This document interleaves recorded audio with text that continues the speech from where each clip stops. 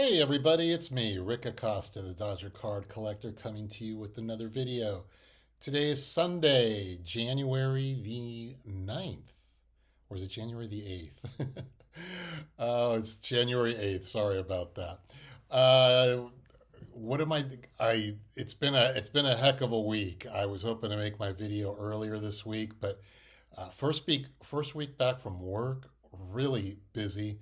On top of that, had some issues around the house with the main sewer line and looking at buying a new water heater. It's just some of those things that pop up to your house, with your house, that prevents you from doing the fun stuff like collecting cards or talking on YouTube about our card collections.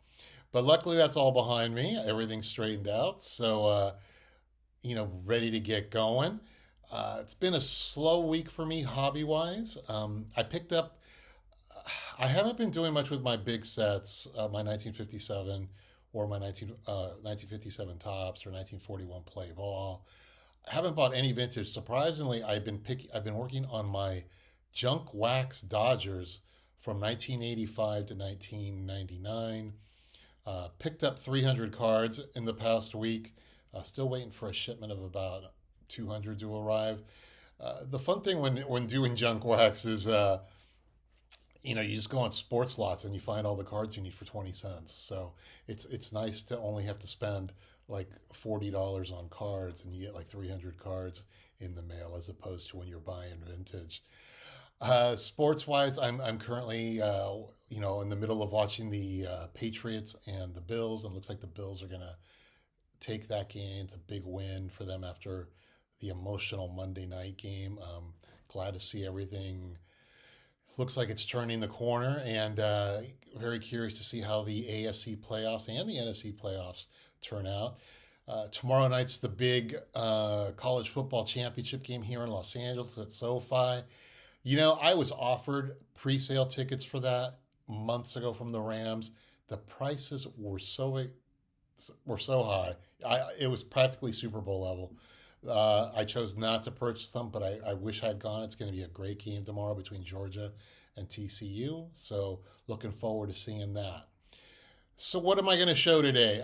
Today I took a break a few weeks ago from the 1941 play ball set, and I'm going to do part three of the 1941 play ball set and show you some cards from that era. So let's turn the camera around and we'll take a look.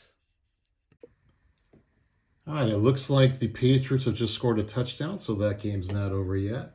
As I've mentioned in previous videos, when I was about to make this 1941 Play Ball Episode 3 set, this is the first time I'm going to feature cards that there's no Hall of Famers, there's no Yankees or Dodgers really for me to really discuss at level. Yeah, there is going to be one Yankee player, but it's not a Hall of Famer. So I got to do some research on some of these guys, and it was really interesting just to read about some of these players and what they've done. And I think it's important when you're card collecting to know not just about the card, but know about the player, know about their career. I'm sure there might be family members, grandchildren, great-grandchildren who might be like going, my God, somebody's talking about my great-grandfather on YouTube and his baseball career. So try to learn about the players if you can. I think you'll be doing yourself a good service. Okay, our first card today is going to be Rollie Hemsley. And he was nicknamed Rollicking Rollie. He was a 5-time All-Star. He played 19 seasons with several teams. He did win a World Series in 1943. Hemsley, unfortunately, was known for having a drinking problem, and this caused him to be kicked off 4 separate clubs over his career. He would later attend Alcoholics Anonymous meetings to help himself sober up, and he revealed his membership with AA to the press in 1940. And he became the first AA member to break his privacy, his anonymity, I can't pronounce that word, so I'm not going to pronounce it, on a national level. Hemsley's privacy break was one of the first developments to raise questions and concerns about personal privacy in an organization. But now going to this card, I like the background on this. I've said this on a few cards. I wish Play Ball had put the team names on the jerseys, but doesn't matter. Still a really pretty card. All right, next up, is Mr. Pinky Higgins. Pinky Higgins. He played primarily 14 seasons with the A's, the Red Sox, and the Tigers. Solid ball player. He accumulated 1,941 hits in his career. He was nicknamed Pinky as a baby, and according to some reports, he detested that nickname.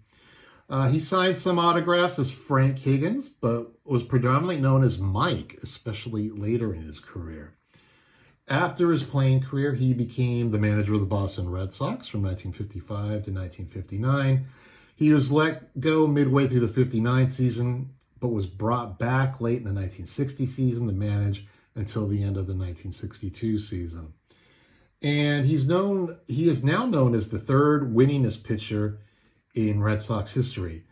Higgins went on to become the GM of the Red Sox from 1962 to 1965. So that's Pinky Higgins. Number 3 on our list today. Always got to make sure I place those properly where the glare doesn't get to it. And that's Barney McCoskey. Barney McCoskey started his career with the Tigers. His first 4 seasons, he batted over 300 3 times, and he led the league in hits with 200 hits in 1940. He lost 3 seasons due to World War II, and after the war, the Tigers traded him to the Philadelphia Athletics, in a trade that sent Hall of Famer George Kell to Detroit. In 11 Major League seasons, McCoskey was a .312 hitter with 24 home runs and 397 RBIs in 1,170 games played. It's amazing how the Tigers still have that Old English D on their caps, and you can see it right here clear as day. I complained on the previous cards that I don't see the team name on the jersey, but you see it here, you see it on the cap, the logo on the cap. That's a good looking card. Barney McCoskey. Okay, my one and only New York Yankee is going to be Atlee Donald. And Donald, he pitched 8 seasons with the Yankees from 1938 to 1945. He was primarily used as a 4th or 5th starter during his career. Sometimes the Yankees used him in relief. His best season being 1939, where he compiled a record of 13 wins and 3 losses. After his career, he went on to become a Yankee scout for many years, and he actually scouted future Yankee pitcher Ron Guidry. So there's his big contribution to the Yankees. Not only was he on the World Series team, but he brought Ron Guidry over to the Yankees. So that's Atlee Donald. Got the nice orange background on this card, and again, I could see his. I could see the team name on the jersey. I could see the logo. I wish they had done that on every card. Okay, number 5 on this list is going to be Johnny Babbage. He pitched 5 seasons. His best season being with the Philadelphia A's in 1940. He went 14-13 that season. And the one claim to fame, Charlie Metro, the former manager of the Kansas City Royals, and also one of those managers of the Chicago Cubs of the early 60s, where they had the committee of coaches. Charlie Metro wrote a biography, and in that biography, he said that Babbage was the first big league pitcher to throw the slider, or how it was known back then as the nickel curve. So Johnny Babbage is the first pitcher to throw the slider. Okay, number 6 on our list, another Philadelphia Athletic. I'm starting to notice in regards to the play ball set, a lot of the cards were put in team order. You're going to notice it next episode because I have the entire Dodger team all in a row. Play ball tended to put 3 or 4 guys of one team together, and then maybe down later in the set they put 2 more cards together. So next is Frankie Hayes. He played 14 seasons, again, primarily with the A's, a 6-time All-Star. And although Hayes is considered one of the best catchers in the American League in the late 30s and early 1940s, he played for an athletics team that routinely finished in last place. So he didn't get that much recognition that he should have, like if he had been on the Yankees. But he does hold the major league record of most consecutive games played by a catcher with 312. So that is Frankie Hayes, or Frank Hayes. All right. Next up, I think we're still playing with the A's here. We are.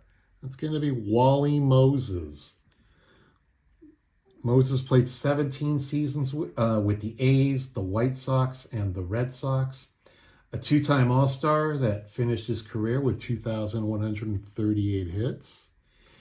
And he is the only player in Major League Baseball history to accomplish a walk-off steal of home. Did that more than once. He did it twice.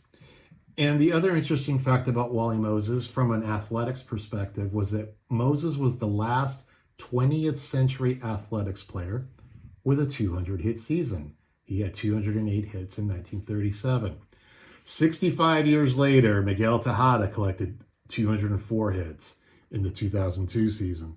So I'm kind of surprised that Ricky Henderson or no one from the 70s A's, someone like Bert Campaneris or maybe even someone like Joe Rudy didn't get 200 hits. So Wally Moses was the last athletic to do it in the 20th century. Good looking swing on that card. Got the mountains in the background and the trees. It's a really pretty set. I'll be excited when I finish it someday. All right, next on my list, and this one I actually got a lot on here, is going to be Eldon Ocker. And Eldon Ocker was known for his submarine pitching style, but more importantly, he was called by former Kansas State University president James McCain the greatest all-around athlete in Kansas State history. Now, Ocker won 9 varsity letters, 3 each in baseball, basketball, and football during his college career from 1929 to 1932. He was first-team All-American baseball and All-Big Six conference in baseball, football, and basketball. And in football, Ocker started as the quarterback, was named second-team All-American by Grantland Rice, and was offered a $6,000 contract by the Chicago Bears.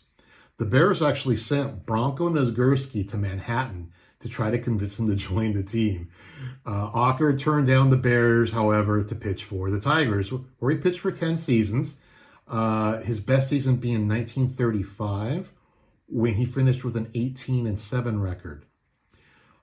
In 2006, he died due to complications of congestive heart failure, and he was 95 years old. He was the last surviving member of the 1935 world champion Detroit Tigers. So that's Eldon Ocker. Second, I've got 2 more. Yeah, 2 more. And that's going to be Sid Hudson. Sid Hudson, 12-year career, primarily with the Washington Senators. On April 27th, 1947, Hudson was the starting pitcher against the New York Yankees on Babe Ruth Day at Yankee Stadium. And that day, in front of 58,000 fans, in one of Ruth's last public appearances, Hudson threw a complete game 1-0 shutout. He was a 2-time All-Star pitcher. He finished his career with the Red Sox in 1954. So that's Sid Hudson. And our last card for this episode is going to be Johnny Cooney. Cooney, a 20-year career primarily with the Boston Braves. He was a two-way player. He amassed 965 hits, and he also won 34 games as a starting pitcher in his career. Now, according to Hank Greenberg's biographer, before Greenberg's very first spring training game in 1930, when the Detroit Tigers were playing the Braves, Conley felt sympathy towards the 19-year-old, then known as Henry. He took him aside before the game and promised, "Kid, I'm going to give you one you can hit." He did, and Greenberg did, as the future Hall of Fame slugger launched an impressive homer over the fence. After his playing days, Conley spent the last 2 decades of his baseball career as a full-time coach for the Braves in both Boston and Milwaukee, and then the Chicago White Sox, retiring after the 1964 season. So that is a look at episode 3 of the 1941 play ball set. If you stuck around, thank you for tuning in. I'll be back hopefully next week with the final episode. And you guys have a great weekend. Take care.